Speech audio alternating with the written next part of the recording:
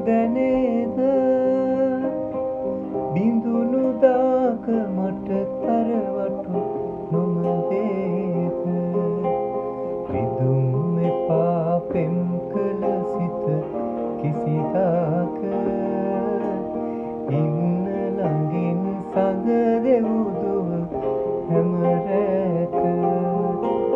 කවියක් වී තොල් පෙති මත මුමුණන්න හිමිහිමිට ඔබ මගේ තුරුලට එන්න දසුනක් වී නිදිබරනෙත් ඇහැරන්න සඳසාවී ඔබ හද කුටියට